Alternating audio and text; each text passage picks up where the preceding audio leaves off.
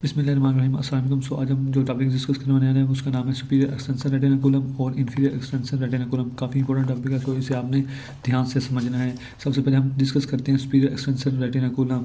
ये देखें, हम डायग्राम में देखें, सिंपल डायग्राम मैंने बनाई है। ये जो है ये है फेबुला लेटरल साइड पे, और ये जो है ये मैंने बनाई है टेबुला, ये है मिडिल साइड पे।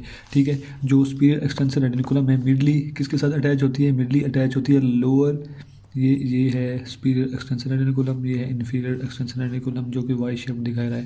मिडली किसके साथ अटैच होता है? ये मिडली साइड है और ये लेटरली साइड है।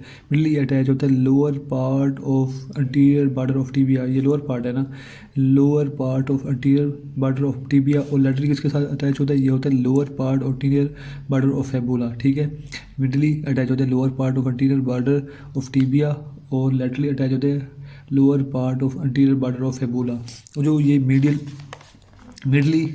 स्प्लिट्स करती है और इनक्लोज करती है टिबिलिस एंटीरियर को और बाकी और स्नेवल शीथ को। ठीक है, मिडली ये जो मिडिल साइड है यहाँ पर ये स्प्लिट्स होती है और इनक्लोज करती है टिबिलिस एंटीरियर को, ये जो कि मसल है, और स्नेवल शीथ को।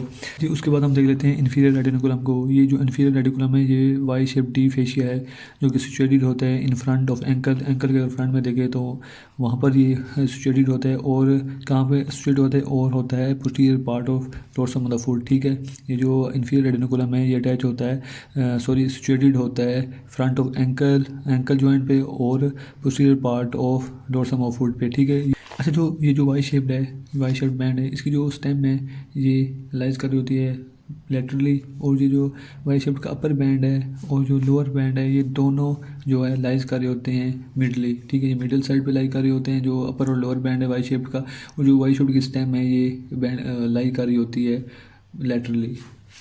अच्छा, ये जो इन्फीरियर एक्सटेंशन रेटिकुलम है, अगर हम इसकी अटैचमेंट देखें तो जो स्टेम है जो कि लेटरल साइड पे होती है वो अटैच होती है anterior part of posterior surface of calcaneum bone होती है।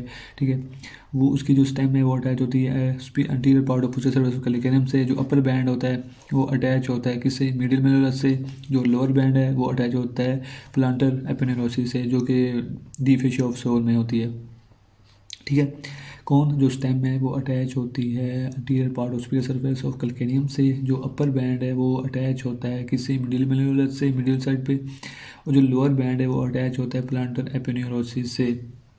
इसके बाद हम देखते हैं कि इसमें कौन कौन से स्ट्रक्चर कौन कौन से पास कर रहे होते हैं अंडर रेटिकुलम। ठीक है, कौन कौन से, पहले हम देख लेते हैं कि कौन कौन से मसल यहाँ से पास कर रहे होते हैं। एक पास कर रहा होता है टिबिलियस एंटीरियर, ये मिडिल साइड पे टिबिलियस एंटीरियर पास कर रहा होता है इस रेटिकुलम के अंडर। और कौन सा? एक्सटेंसर हेलोसिस लॉन्गस पास कर रहा होता है, एक्सटेंसर डिजिटोरम लॉन्गस पास कर रहा होता है, और कौन सा कर रहा होता है? पेरोनियस टर्टियस पास कर रहा होता है। ठीक है, कौन कौन से मसल पास कर रहे होते हैं? Tibialis anterior, extensor hallucis longus, extensor digitorum longus, और कौन सा? पेरोनियस टर्टियस, ये पास कर रहे होते हैं। और इसमें से पास कर रहे होते हैं डी पेरोनल नर्व। ठीक है, tibialis anterior, extensor hallucis longus, extensor digitorum longus, peroneus tertius, और कौन सा क्या पास कर रहे होते हैं? Deep peroneal nerve. कौन सी? D peroneal nerve.